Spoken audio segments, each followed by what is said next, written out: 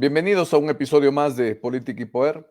El día de hoy para hablar con un político de larga trayectoria que ha ocupado además muchos puestos en el Estado, en diversos sectores, para hablar sobre la coyuntura política nacional y sobre todo para ver qué propuesta puede haber de cara a esta grave crisis que afronta el Perú. Doctor Rudecindo, ¿cómo le va? Buenas noches, gracias por participar en el programa. Bienvenido. No, gracias a ti, Norman, por permitirme conversar contigo en tu programa Política y Poder. ¿Y qué es lo que estamos padeciendo hoy en el Perú? Yo tengo la impresión que lo primero que podría decirte es que la política se nos ha descarrilado, la política ha perdido contenido. Y cuando digo que ha perdido contenido y se ha vaciado, es que, fíjate, el centro que define la política es el arte de gobernar viendo el interés público, el interés ciudadano, el interés común, ¿no?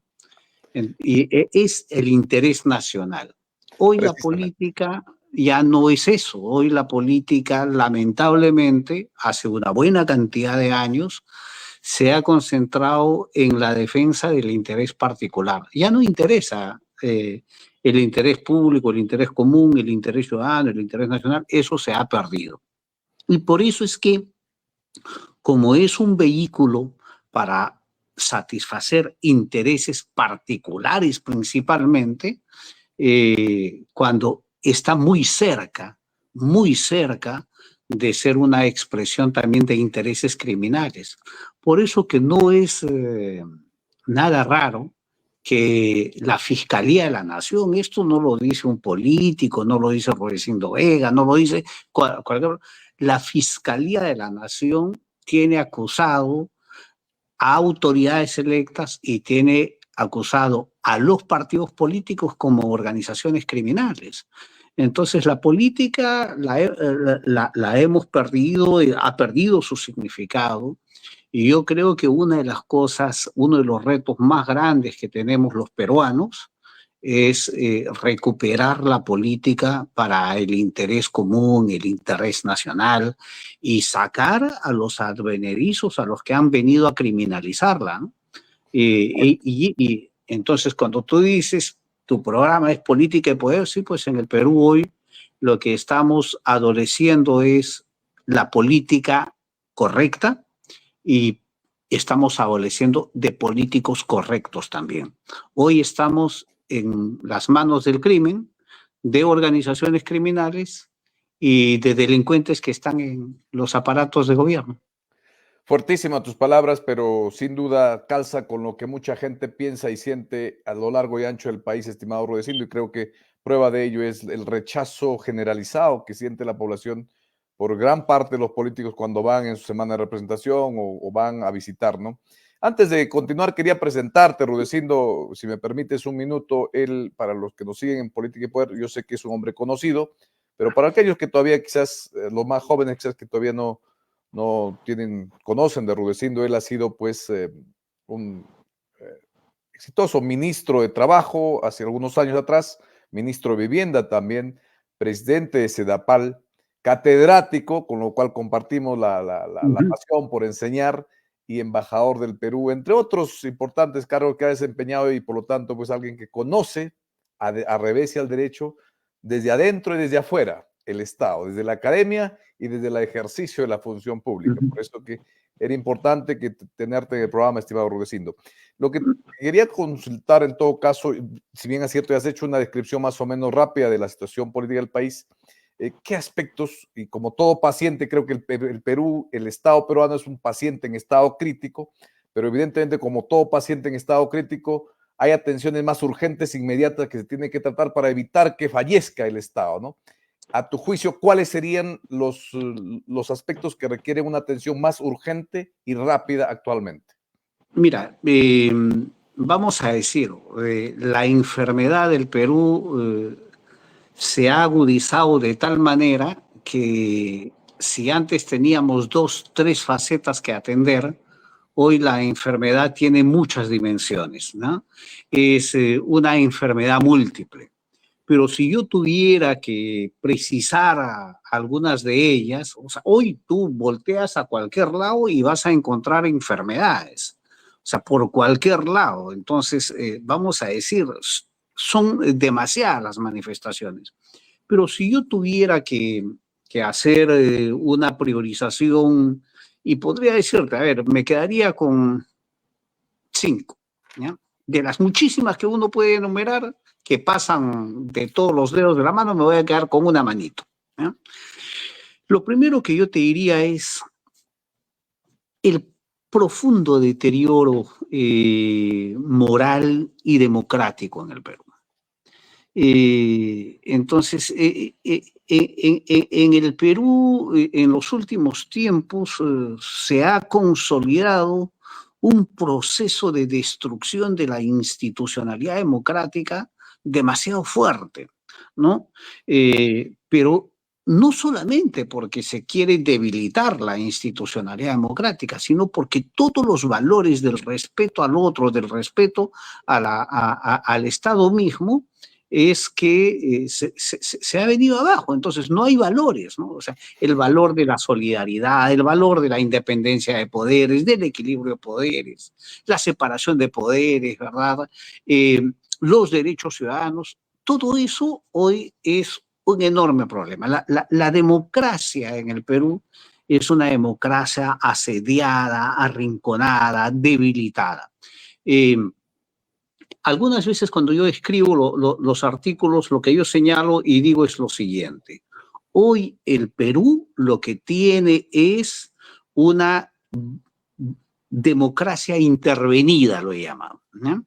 O sea, la democracia ha sido intervenida por estas organizaciones criminales que han llegado por nuestro voto al gobierno, es nuestra responsabilidad también, y se han ido apoderando y destruyendo desde adentro todo valor democrático. Ese es un gran problema gigantesco. Segundo problema que yo anotaría en este momento es,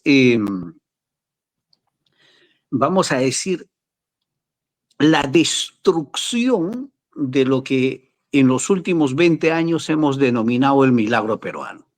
El milagro peruano se caracterizaba por un crecimiento económico constante, permanente, en las últimas 2 décadas. O sea, vamos a decir, el mundo nos miraba como un país muy interesante económicamente. Mira, el crecimiento económico de las 2 últimas décadas nos llevó a reducir la pobreza de 55% a 19%.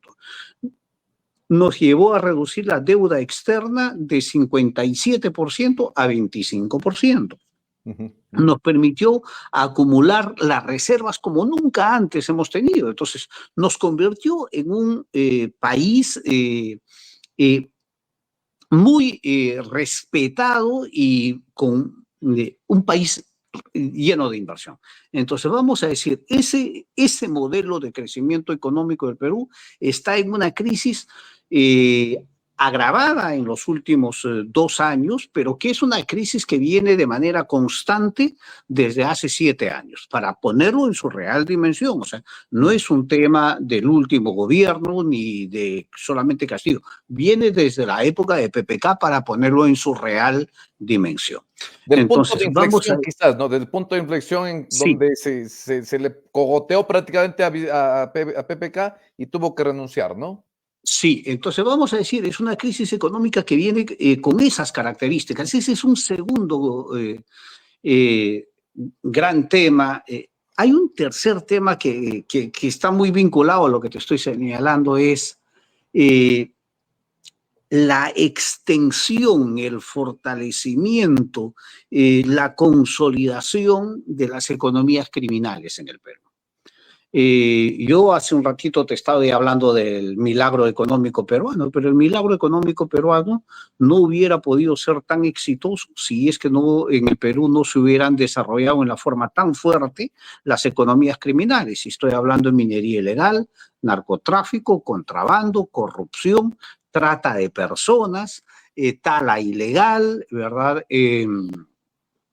Y entonces, y lo que es el crimen organizado y la extorsión, o sea, esas economías ilegales, fíjate, hay un informe de la Superintendencia de Banca y Seguros que lo dimensiona en el 14% del Producto Bruto Interno del Perú. O sea, con eso lo que te estoy diciendo es, tú quitas las economías criminales y el Perú se desploma, ¿verdad?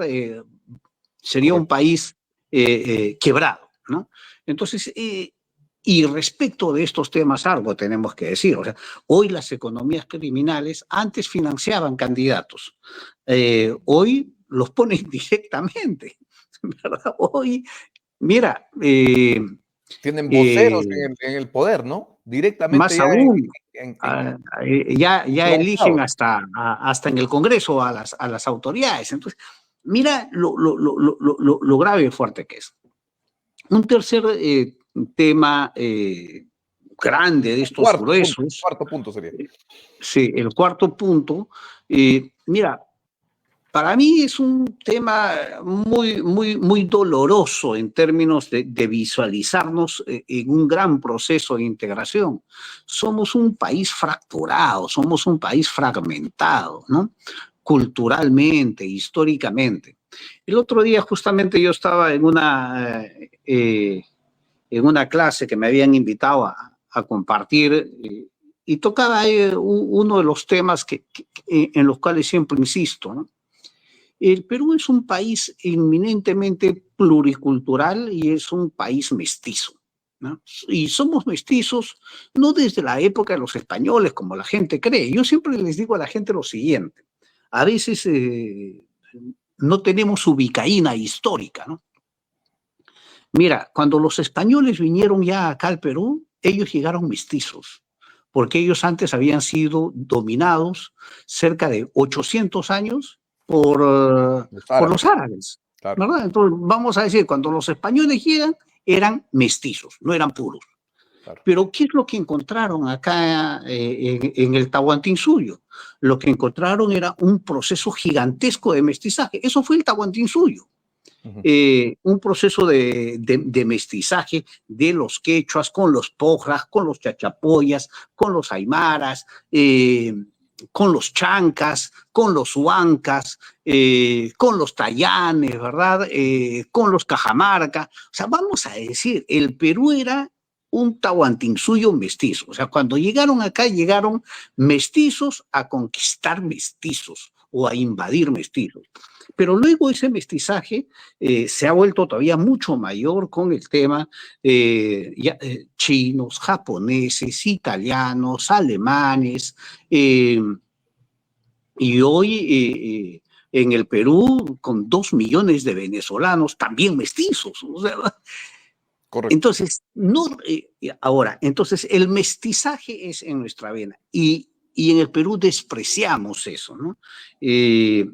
Pero además de que despreciamos el mestizaje, hay un desprecio profundo por lo que es la pluralidad cultural en el Perú. En el Perú tenemos, mira, en este momento que estoy hablando contigo, hay 51 culturas en la Amazonía peruana. Hay Lenguas, 4 ¿no? culturas andinas y hay 15 culturas no contactadas. O sea, si algo somos es inminentemente pluricultural, o sea, mestizos y o sea, el no conocer esa riqueza nos vuelve un país severamente fragmentado por el racismo y por el etnocentrismo. Y eso no nos permite tener una mirada en el horizonte integradora y desarrollo nacional. Y luego yo te diría, hay temas en un quinto rubro, yo pondría temas así muy cotidianos, que están en el día a día, ¿no? Y ahí podría identificar la inseguridad ciudadana, que es letal en el Perú, la corrupción, el desempleo, el hambre, la pobreza. Entonces, vamos a decir, un quinto espacio repleto de problemas eh, cotidianos de esos que limitan el desarrollo ciudadano, ¿no? Para, Perfecto, te agradezco. Creo que ha sido claro los 5 ejes en los cuales tú consideras que sin duda, pues, hay más, como tú bien lo señalas, ¿no? Pero Ujú. que evidentemente por un tema de resumir también me parece que has hecho bien en señalar estos 5. Ahora, los partidos políticos siempre en toda democracia son la última esperanza, porque a través de ellos uno o el pueblo debe esperar que por fin te proponga un candidato que por fin tenga alguna alternativa y ofrezca una alternativa real de solución para los problemas del país. En este caso, ¿cómo ves tú? ¿Cómo crees que los partidos políticos están, cómo están desempeñando su rol y su función, por lo cual están llamados a básicamente a renovar las dirigencias políticas en todos los niveles, tanto a nivel de gobierno nacional como gobierno regional y local? Y en todo caso, aunado a esto, ¿qué reformas políticas son imprescindibles para poder un poco traer a los cauces democráticos y al rumbo republicano, el sueño republicano quizás nuestro país? Sí, mira, Norman, ese es un tema muy grande y clave para resolver esta profunda crisis democrática y de Estado que tenemos en el país, ¿no? Eh, Cuando yo te decía que hace unas décadas en el Perú hemos iniciado un proceso de deterioro de la política y la democracia, se manifiesta en, vamos a decir, en la fragmentación, en la flexibilización de lo que eran las ideologías, las tendencias, las doctrinas. El Perú nunca ha sido un país bipartidista, tripartidista. En el Perú siempre hemos tenido una buena cantidad de tendencias políticas, ¿no? Pero las agrupamos principalmente con las categorías estas anacrónicas, derecha, centro, izquierda, ¿no? La izquierda siempre ha sido mucho más plural, más que plural, más masiva por las constantes divisiones que la derecha y que el centro. Pero hoy esa especialidad de dividirse la izquierda hoy también es una especialidad tanto del centro como la derecha. Y por eso, o sea, hemos fragmentado todo tipo de patrones de organización y entonces hoy tenemos sin ideologías, sin doctrinas, sin programas, tenemos una fragmentación que yo ya lo he Mucho llamado, hemos aventurero, ¿no? pasado de la fragmentación a la pulverización de la política en el Perú. ¿Y por qué digo pulverización? Porque mira, en el Perú en este momento tenemos inscritos en el Jurado Nacional de Elecciones 35 partidos, pero tenemos 27 que están en camino. Imagínate. Y ahí no es que están en camino, en trámite en el Jurado Nacional de Elecciones. Y ahí no te estoy mencionando nada de los que están en cancha, en campo, recolectando firmas de militantes y creando comités, que son otras decenas, ¿eh? Solamente para hablar de partidos nacionales. Nos olvidamos que en el Perú, solamente porque los llamamos movimientos regionales, los movimientos regionales son partidos regionales, son organizaciones políticas regionales. Y en este momento que estamos conversando, mientras no se apruebe la reforma constitucional que los elimine en el Congreso, en el Perú existen 89 organizaciones regionales y cerca de 21, 22 que están en trámite también. O sea, fíjate, con eso te estoy diciendo que en el Perú no estoy contando a las organizaciones políticas locales, ni provinciales, ni distritales, que también hay. O sea, lo que más tenemos en el Perú es organizaciones políticas sin doctrina, sin ideología, que se han constituido o en vientres de alquiler para algún candidato o en clubes electorales de un grupo de amigos que quieren ser candidatos y ahora en bandas criminales. Entonces, en el Perú, la pulverización de la política nos ha llevado lamentablemente a que los partidos, esos que nosotros conocimos, los doctrinarios, los teóricos, los demás, esos estén en un proceso de extinción. Y por eso es que es mayor responsabilidad de los líderes políticos que tenemos de tratar de revertir esa situación. Insisto, Norman, en lo siguiente. no es solamente responsabilidad de los políticos. Yo siempre insisto que hay mucho de responsabilidad de los ciudadanos. Hay una frase que es fatal en el Perú, que es fatal y que marca nuestra desgracia, y es la política. Los ciudadanos le dicen, la política es sucia, la política es cochina, la política apesta, no te metas en la política, te va a ir mal, ¿verdad? Bueno, pues hemos dejado la política a que los sucios, los cochinos, los que apestan, los malos, sean los que hagan la política. Los buenos se han ido a hacer otro lado. Entonces necesitamos que los buenos políticos regresen a la cancha política. Los buenos políticos, ya no importa la tendencia, ¿eh? No importa si eres, yo insisto, no importa si eres de derecha, de centro, de izquierda, de extrema derecha, de extrema izquierda, de centro izquierda, de centro derecha, no importa. Lo que importa es regresa. Por favor, regresa a hacer política. Regresemos a recuperar la conciencia de la política pensando en el interés nacional, porque los que hoy tenemos haciendo la política y gobernándonos solamente están pensando en sus intereses particulares, y eso es la desgracia del país.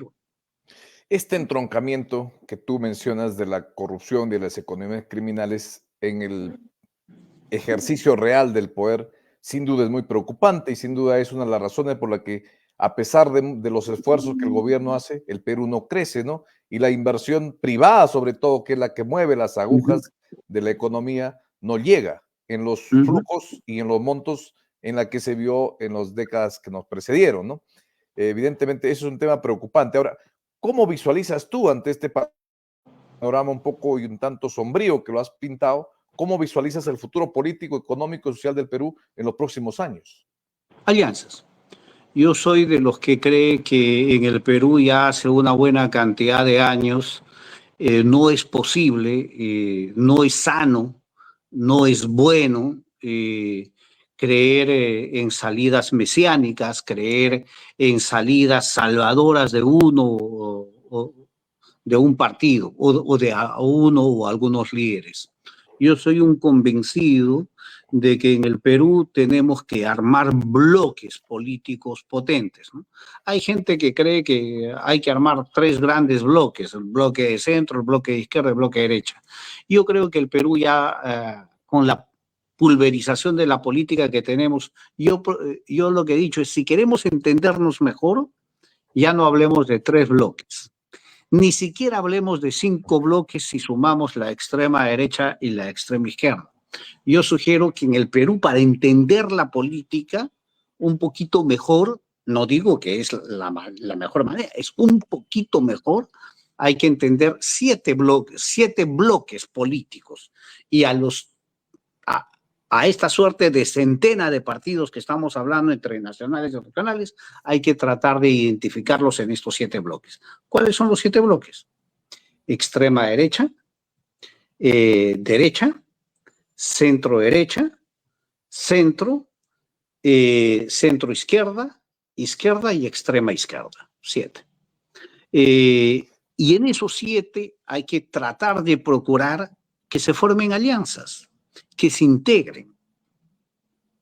Y si luego Ahora, esas alianzas pueden trascender a otros los ámbitos, que por ejemplo pueda existir una gran alianza entre la centro derecha, la derecha y la extrema derecha, extraordinario. Y igual si ocurre al otro lado, entonces hay que procurar, porque solamente de esa manera vamos a poder convocar a los mejores de determinados lados para tratar de recuperar el buen gobierno, el ejercicio de la política y recuperar en lo que estamos. Yo siento que si seguimos yendo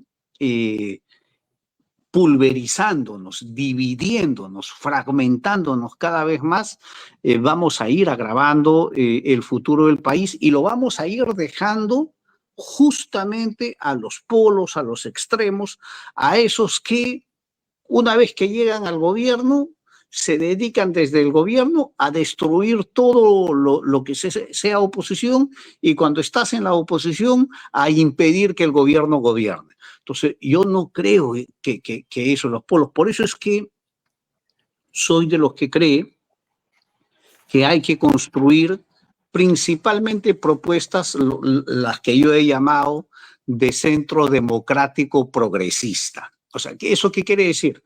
Ni a la derecha ni a la izquierda. Vayamos por un camino de centro que nos permita convocar a todas las tendencias, pero no queremos que sea un centro autoritario, queremos que sea un centro democrático. No queremos que sea un centro democrático conservador, ni que trate de mantener el status quo, queremos ser un centro democrático progresista. Y esas, fíjate, esas son las aproximaciones, son las lecturas que a mí me han hecho regresar a la política, y esta vez con una particularidad que no lo he tenido antes, a hacer una política militante. Así que fíjate, después de haberme pasado décadas siendo un político independiente, hoy me he inscrito en un partido, y para que la gente no diga nada, me he inscrito en el partido. De los 8 que me han invitado, decidí escoger el más pequeñito y el más desconocido. Correcto. Y te felicito, he sido testigo de tus esfuerzos por Iniciativa Democrática, tratar de juntar a las diversas tendencias y poder conversar. Y en este punto me parece muy relevante, si bien es cierto, has puesto el espectrum de los diversos tipos de bloques que se pueden formar. A mí me parece muy relevante y creo que la única forma en que quizás se puedan armar, articular una estrategia es en base a una agenda mínima, ¿no? ¿Cuáles podrían ser los puntos principales de una agenda mínima sobre la cual cualquier persona que tenga una tendencia de todo el espectro que tú has mencionado pueda formar parte de esta alianza? ¿Cuál sería una agenda mínima que nos pueda enrumbar hacia el desarrollo, y a mirar la luz al final del túnel de esta crisis que cada vez nos hace parecer y perder prácticamente la esperanza?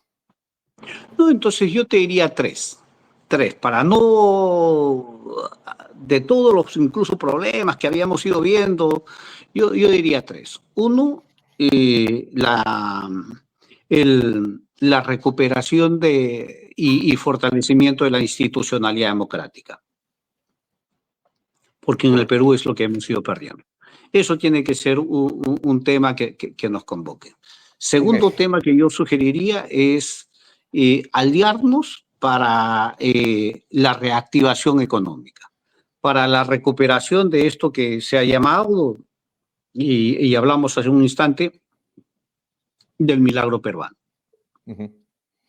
Y el tercer tema en el que yo sugeriría que lo pongamos en la mesa es en tratar de darle gobernabilidad al país. ¿En qué sentido?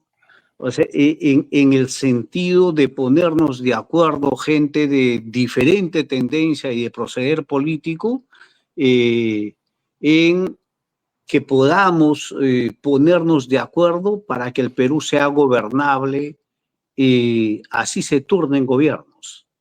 Darle una tranquilidad, un horizonte,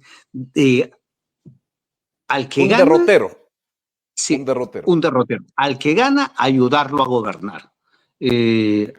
Ayudarlo hasta que culmine su periodo, y cuando culmine su periodo entramos en un nuevo proceso electoral, y al que vuelve a ganar, ayudarlo a gobernar.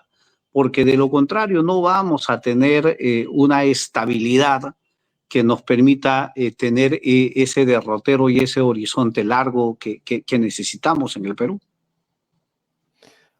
Efectivamente, Rudecindo, creo que en eso es claro. Uno mira la historia de Chile, por ejemplo, y mira pues décadas de democracia ininterrumpida, y creo que eso es gracias a la gobernabilidad y la institucionalización de partidos políticos y de la clase también dirigente y rica del país, que puede pensar más allá de sus propios intereses.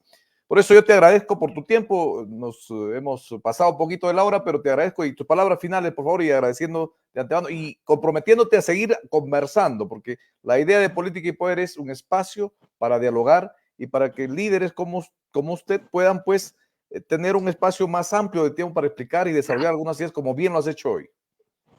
No, y te agradezco, y seguramente vamos a seguir conversando. Quizás lo que yo podría decirte es, mira, En el Perú necesitamos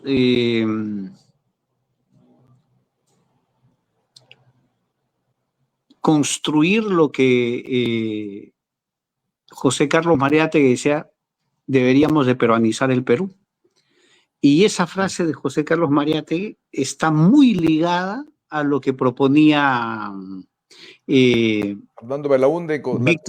Víctor Andrés Belaúnde. Ok. Construir peruanidad. Fíjate, de dos polos diferentes, de dos visiones diferentes, y a lo que Jorge Basadre nos decía, que no dejemos que el Perú se pierda por la acción o la inacción de los peruanos, ¿no? Que no sea, que no lo dejemos ni en la mano de los podridos, ni de los congelados, ¿verdad? Ni de los incendiarios. Y entonces yo lo que diría es, el Perú es una promesa, el Perú es una posibilidad, el Perú tiene futuro, y el futuro del Perú está en la mano de los peruanos. Y eso es lo que hay que invocar. Muy bien, con esta pincelada de esperanza y culminamos con esta interesantísima entrevista que te agradezco, Rudecindo, y sigamos hablando de estos temas. Esto es la primera podcast tuyo en mi programa, pero estás invitado, nos programamos y seguimos hablando de estos temas que sé que a ti te apasiona y a nosotros también, y sé que a los que nos siguen también, así que les agradecemos también por su sintonía. Muchas gracias, Rudecindo. Gracias, Norma, un gran abrazo. Hasta otra, pues, chao.